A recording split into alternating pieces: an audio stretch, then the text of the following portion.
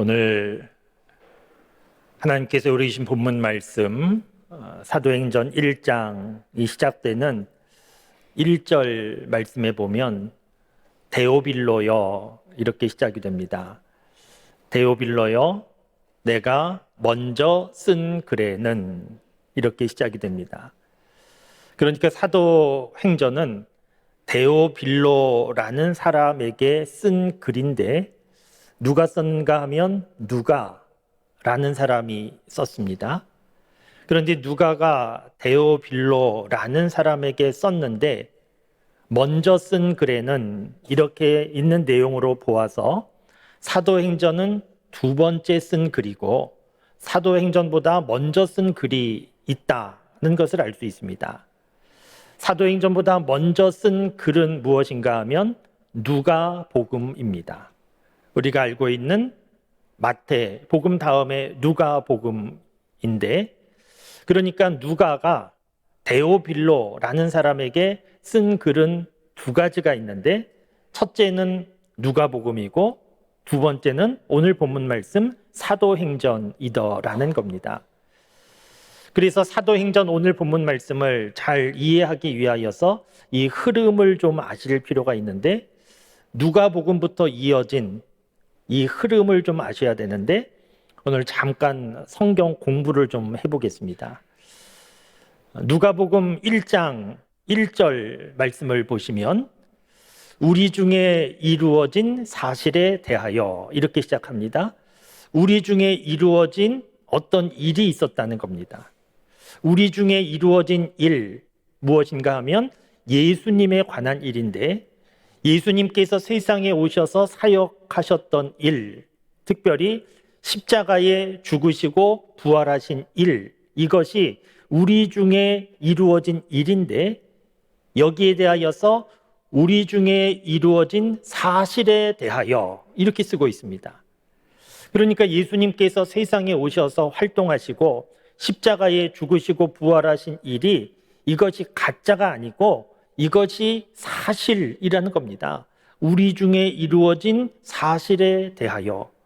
누가복음 1장 2절 말씀도 보시면 처음부터 목격자와 말씀에 일꾼된 자들이 전하여 준 그대로 내력을 저술하려고 붓을 든 사람이 많은지라. 처음부터 목격자와 말씀에 일꾼된 자들이 전하여 준 그대로. 그러니까 예수님에 대하여서 목격한 사람들이 많은 겁니다. 예수님께서 행하신 놀라운 사역들을, 또 십자가의 죽음을, 부활을 목격한 사람들이 많고, 목격은 못했지만 목격한 사람들이 전해준 내용을 들은 사람도 많이 있는데, 이 사람들이 때가 되어서 기록을 해야 되겠다. 그래서 붓을 들었는데 이 사람들의 숫자가 한두 명이 아니고 많았다는 겁니다. 그래서 붓을 든 사람이 많아서 마태도 기록하고 마가도 기록하고 누가도 기록하고 요한도 기록하고 성경에는 이름이 없지만 더 많은 목격자와 목격자로부터 들은 사람들이 기록하기 시작했다는 겁니다. 그러니까 예수님 사건은, 예수님께서 세상에 오셔서 행하신 이적과 부활, 이 놀라운 사건은 이것은 허구가 아니고 어느 한 사람의 창작이 아니고 많은 목격자가 있고 그 목격자들이 기록한 역사적인 사실이라는 겁니다. 그리고 누가복음 1장 3절 말씀에도 보면 그 모든 일을 근원부터 자세히 미루어 살핀 나도 데오빌로 각하에게 차례대로 써 보내는 것이 좋은 줄 알았노니. 나는 누가입니다. 누가는 예수님의 12 제자는 아니었지만 우리가 아는 대로 누가는 의사였고 사도 바울 전도 여행에 동행하면서 복음이 어떻게 전파됐는지, 교회가 어떻게 생겨났는지, 그 가운데 하나님의 능력이 어떻게 역사했는가 하는 것을 생생하게 목격한 사람이 누가입니다. 그래서 모든 일을 근원부터 자세히 알고 있는 나도 데오빌로 각하에게, 로마의 고위 관료로 보여지는데 이 데오빌로 각하에게 차례대로 써 보내는 것이 좋은 줄 알아서 이렇게 써 보내고 있다는 겁니다. 그래서 누가가 데오빌로에게 보낸 첫 번째 글이 누가복음이고 두 번째 보낸 글이 오늘 우리가 함께 보시게 되는 사도행전입니다. 오늘 이제 본문 말씀 사도행전 1장 1절부터 3절까지 좀 계속 보시면 이렇게 해서 내가 글을 쓰게 됐다는 겁니다. 2절 말씀을 보시면 그가 택하신 사도들에게 성령으로 명하시고 승천하신 날까지의 일을 기록하였노라. 그러니까 예수님이 십자가에서 죽으시고 부활하시고 승천하신 날까지의 일을 기록했는데 말씀드린 대로 이 모든 일은 한두 사람의 창작물이 아니고 많은 목격자가 있고 그 목격자가 기록한 역사적인 사실이더라는 겁니다. 성경에 대해서 잘 모르는 분들은 성경에 대하여서 어떤 신화와 같은 책으로 생각하고 어떤 소설가가 창작하듯이 생각하는데 성경은 그런 책이 아니고 분명히 일어난 사건, 그 사실에 대하여서 목격한 사람들, 수없이 많은 사람들이 기록한 내용이 모아진 것이 성경책입니다. 오늘 사도행전 1장 3절 말씀을 보시면 누가가 데오빌로에게 전에 써보낸 내용이 3절 말씀 속에 있는데 그가 고난 받으신 후에 또한 그들에게 확실한 많은 증거로 친히 살아계심을 나타내사 40일 동안 그들에게 보이시며 하나님 나라의 일을 말씀하셨다. 고난 받으셨다는 것은 십자가에 죽으셨다는 겁니다. 십자가에 죽으시고 살아나셨고 그리고 40일 동안 세상에 계셨는데 그 40일 동안 계시면서 무엇을 하셨는가 하면 예수님이 부활하셨다는 것을 스스로 보여주셨고 그리고 하나님 나라는 어떤 곳인가 하는 것을 예수님께서 계속해서 그 40일 동안 알려주셨다는 겁니다. 그리고 이 40일 동안 예수님께서 제자들에게 말씀하신 중요한 내용이 오늘 본문 말씀 4절 말씀에 있습니다. 예수님께서 무슨 말씀을 하셨는가 하면 사도와 함께 모이사 그들에게 분부하여 이르시되 예루살렘을 떠나지 말고 내게서 들은 바 아버지께서 약속하신 것을 기다려라. 이런 말씀을 제자들에게 하셨다는 겁니다. 그러니까 예수님께서 십자가에서 죽으시고 부활하시고 승천하시기 전 40일 동안 이 중요한 시간 세상에 계시면서 제자들에게 말씀하신 내용 가운데 오늘 이 4절 말씀이 있는 것인데 너희들 예루살렘 떠나지 말고 내게서 들은 바 아버지께서 약속하신 것을 기다려라. 이 말씀을 하셨다는 겁니다. 그런데 이 말씀은 제자들의 입장에서 순종하기 쉬운 말씀이 아니었습니다. 왜냐하면 지금 예루살렘은 위험한 곳입니다. 예수님께서 죽으셨다가 부활하셨지만 아직도 로마의 군인들이 예수님 믿는 사람들을 붙잡으려고 다니는 이런 위험한 상황이기 때문에 머물러 있어야 되는 도시가 아니고 빨리 도망쳐야 하는 도시입니다. 그런데 예수님께서 머물라 말씀하신 겁니다. 그리고 예수님께서 부활하신 이후에 너희들은 다니면서 복음을 전해라 이렇게 말씀하셨는데 복음을 전하려고 하면 예루살렘을 떠나야 되는데 그런데 떠나지 말고 머물러라 이렇게 말씀하신 겁니다. 지금 제자들 고향이 예루살렘이 아닙니다. 우리로 보면 지방에서 올라온 겁니다. 예수님 따라서 6월절에 지방에서 올라왔는데 예수님께서 왕이 되시지 않을까 기대감을 가지고 왔는데 왕이 되시지 않고 오히려 십자가에서 처참히 죽으신 겁니다. 그래서 제자들이 예루살렘에 머무를 이유도 없고 휴양지도 아니고 예루살렘에서 예수님 죽었기 때문에 별로 기분도 좋지 않고 빨리 떠나야 되는데 예수님께서 그러지 말라고 예루살렘에 머물라고 계속해서 말씀하셔서 지금 머물고 있는 겁니다. 예수님께서 머물라고 말씀하신 이유가 중요한데 예루살렘이라는 도시 때문이 아니고 예수님께서 머물라고 말씀하신 이유, 아버지께서 약속하신 것이 있는데 그것이 임할 때까지 기다리라고. 아버지께서 약속하신 것 기다려야 된다고. 임할 때까지 떠나면 안 된다고. 그래서 지금 머물고 있는 겁니다. 그러면 여러분, 이 흐름 속에서 생각해 보시면 예수님께서 제자들에게 예루살렘 떠나지 말아라. 아버지가 약속하신 것 기다려야 된다. 이렇게 말씀하셔서 기다리고 있는데 아버지가 약속하신 것은 무엇이겠습니까? 도대체 무엇이길래 떠나지 말고 기다리라고 이렇게 말씀하시는 겁니까? 하나님께서 약속하신 것, 요한복음 14장 말씀 전체적인 내용 속에 그 내용이 있는데 요한복음 14장에 보면 예수님께서 제자들과 최후의 식탁을 나누는 장면이 있습니다. 최후의 식탁을 나누면서 제자들에게 말씀하시기를 내가 이제 너희를 곧 떠나게 된다. 내가 이제 십자가에 죽게 된다. 이런 말씀을 제자들에게 하셨습니다. 제자들은 이해하지 못했습니다. 그러나 분위기는 느꼈습니다.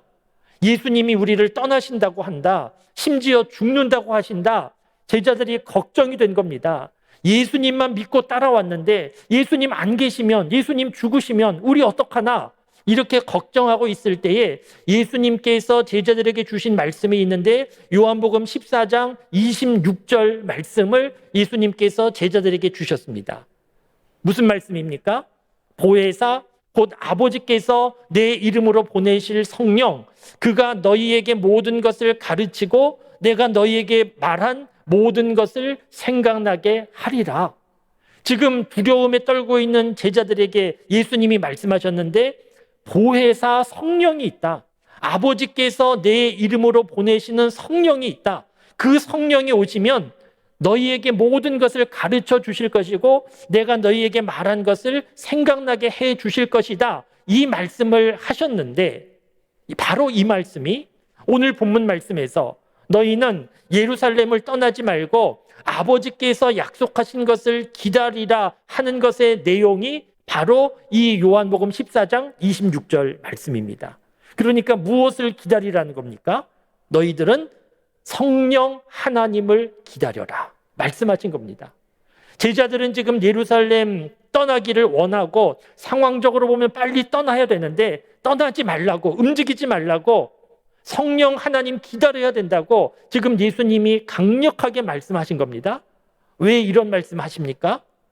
예수님은 아신 겁니다. 제자들에게 있어서 앞으로 제자들이 믿음의 사람으로 살아가는 삶에 있어서 제자들에게 능력은 성령 하나님으로부터 비롯된다 하는 것을 예수님은 아셨기 때문입니다. 실제로 성경의 기록을 보면 성령 임하기 전과 후로 제자들의 삶을 나눌 수 있습니다. 제자들의 삶은 성령 하나님 임하기 전과 후로 나눠집니다. 성령 하나님 임하시기 전에 예수님의 십자가 죽음과 부활을 목격했음에도 불구하고 제자들은 잘 이해하지 못했습니다.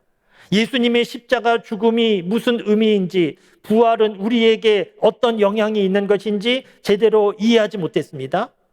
예수님 부활을 보았지만 여전히 로마 군인들이 무서워서 벌벌 떨고 있었습니다. 그런데 사도행전 2장에 성령이 임한 후에 제자들은 달라지기 시작했습니다. 예수님의 십자가 의미도 이해하게 됐습니다. 부활의 사건이 나에게 어떤 영향을 미치는가도 알게 되었습니다. 그리고 로마의 군인도 두려워하지 않고 담대하게 사방으로 복음을 전하기 시작했고 그러다 죽어간 제자들도 많이 있습니다.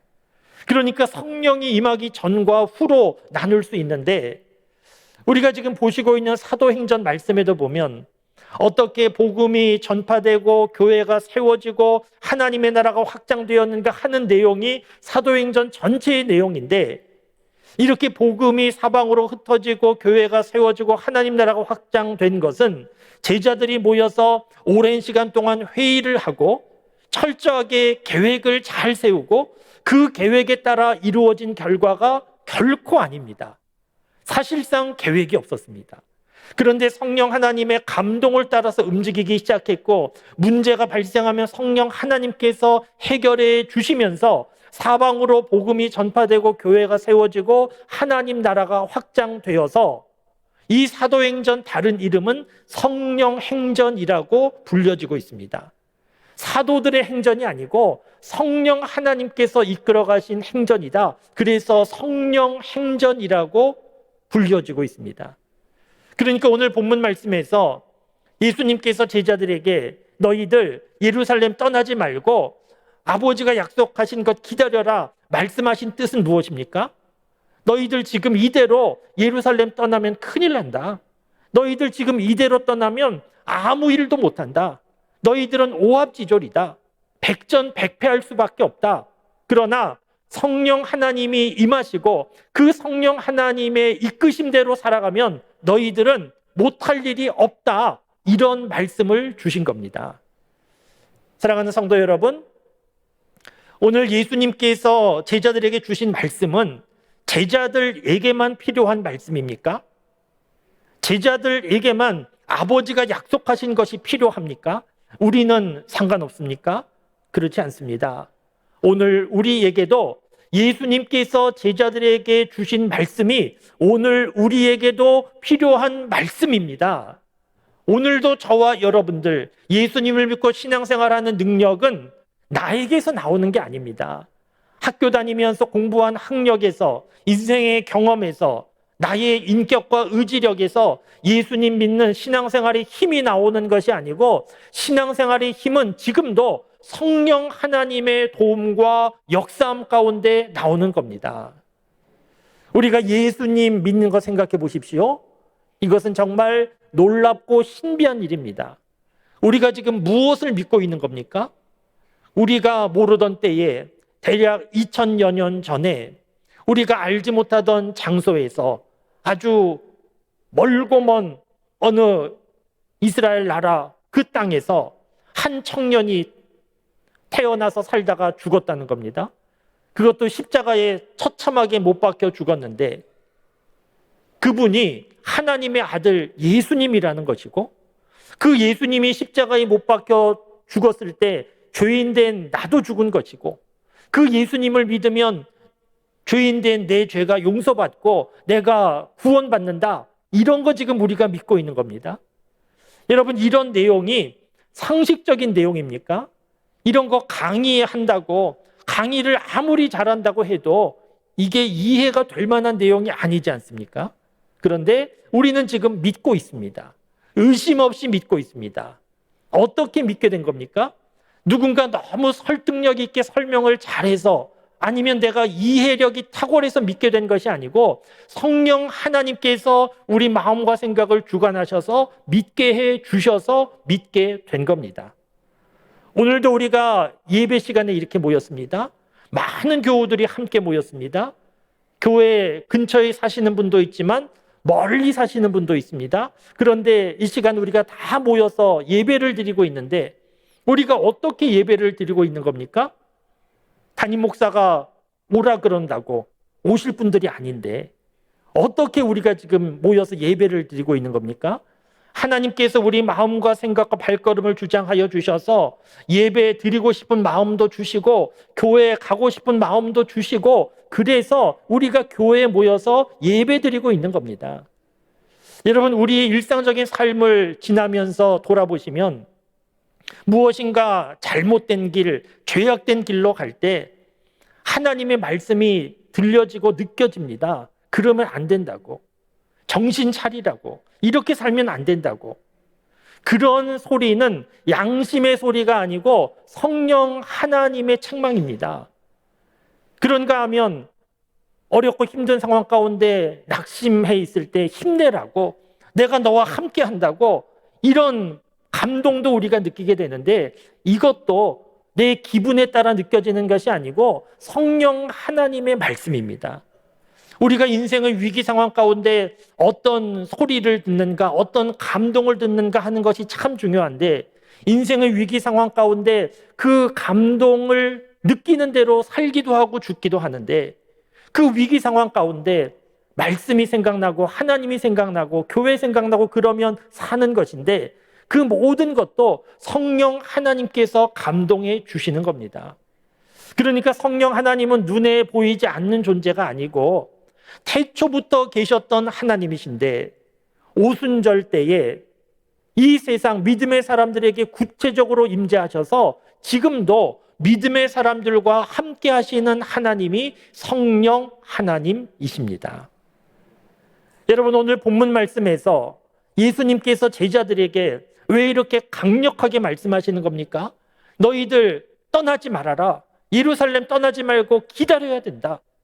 지금 제자들 입장에서는 기다리는 것이 쉬운 일이 아닌데 그래도 기다려야 된다고 이렇게 말씀하신 뜻은 성령 하나님이 능력이기 때문입니다. 성령 하나님은 계셔도 좋고 계시지 않아도 좋고 우리가 믿어도 좋고 믿지 않아도 상관없고 그런 분이 아니고 지금도 신앙생활 함에 있어서 예수님 믿는 사람들 도와주시는 하나님, 믿음의 사람답게 살 수 있도록 인도해 주시는 하나님이 성령 하나님이십니다. 여러분 삶을, 특별히 신앙의 삶을 돌아보면 은혜가 충만하면 좋겠는데 그렇지 못할 때가 많이 있습니다. 은혜가 충만하지 못하고 뭔가 좀 건조해지는 느낌에 기쁨도 사라지고 신앙생활을 하기는 하지만 하나님 멀리 느껴지고 그러다가 피곤하고 지치고 그냥 마지못해서 신앙생활 하는 것과 같은 이런 때가 있는데 왜 그런 줄 아십니까? 내 삶의 상황이 너무 어렵고 힘들고 피곤하기 때문이 아니고 어느새 나 혼자서 신앙생활을 하고 있기 때문입니다. 내 생각대로 내 마음대로 보이는 대로 내 가고 싶은 대로 움직일 때 신앙생활을 하는 것 같아도 은혜도 없고 피곤하고 지칠 수밖에 없습니다. 신앙생활은 성령 하나님의 도움을 구하며 성령 하나님께서 붙잡아 주시고 이끌어 주셔야 신앙생활은 쉬워지는 것이고 은혜가 충만한 기쁨이 가득한 그런 신앙생활 할 수 있습니다. 오늘 성령 강림주일 우리가 다시 한번 지키면서 신앙생활은 나 혼자 하는 것이 아니고 할 수 없는 것이고 성령 하나님의 도움 가운데 하는구나 하는 것을 다시 한번 분명히 아실 수 있기를 바랍니다. 그리고 이 일을 위하여서 오늘 본문 말씀에서 예수님께서 제자들에게 하신 말씀을 다시 한번 잘 보시기 바랍니다. 예수님께서 제자들에게 하신 핵심적인 말씀은 예루살렘 떠나지 말라는 것이 아니고 핵심적인 내용은 기다리라는 겁니다. 기다려라. 성령 하나님 기다려라. 이것이 핵심적인 내용입니다. 그래서 제자들은 기다렸고 성령 하나님의 임재를 경험했습니다. 오늘 우리는 너무 급합니다. 기다림이 없습니다. 상황에 따라서 내가 신속하게 판단하고 결정하고 움직입니다. 잠잠히 성령 하나님을 기다리는 모습이 신앙생활에 없습니다. 그래서 성령 하나님 우리 가운데 임재하시고 우리의 삶을 이끌어 가실 그럴 공간이 지금 없는 그런 신앙생활을 하고 있습니다. 사랑하는 성도 여러분, 내가 생각하고 내가 판단하고 움직이기 전에 상황 보면서 걱정하고 두려워하지 말고 잠잠히 하나님 앞에 하나님의 뜻을 구하며 하나님의 인도하심을 구하며 기다리는 그런 일들이 있을 수 있기를 바랍니다. 구약성경 예레미야가 3장 26절 말씀에 보면 사람이 여호와의 구원하심을 바라며 잠잠히 기다림이 좋다 이런 말씀이 있습니다. 잠잠히 기다림이 좋다. 하나님 앞에서 잠잠히 기다림이 좋다. 왜냐하면 하나님께서 응답해 주시고 도와주시고 구원해 주실 것이기 때문입니다. 우리 사람들은 성장하는 과정 중에 어린아이 상태로만 머물지 말고 계속 자라나야 됩니다. 그래서 이것저것 할 수 있게 되고 부모로부터 독립하고 그것이 정상적인 성장 과정인데 신앙생활은 하나님 이제 나 나름대로 할 수 있겠습니다. 알아서 하겠습니다. 이런 독립은 없습니다. 오히려 신앙생활은 점점 더 자신의 약함을 보면서 하나님 도와주시지 않으면 안 되겠구나. 하나님 믿어야 되겠구나. 그래서 점점 더 하나님의 도움을 구하고 하나님 앞에 엎드리고 잠잠히 기다리는 그런 것이 점점 더 많아질 때 신앙생활 제대로 하는 겁니다. 자립심이 강하고 자존심이 강한 분들은 다른 사람들에게 잘 부탁하지 않습니다. 부탁하는 거 싫어합니다. 그런데 하나님 앞에서는 겸손히 계속 부탁해야 됩니다. 그리고 기다려야 됩니다. 하나님께서 그런 모습을 좋아하십니다.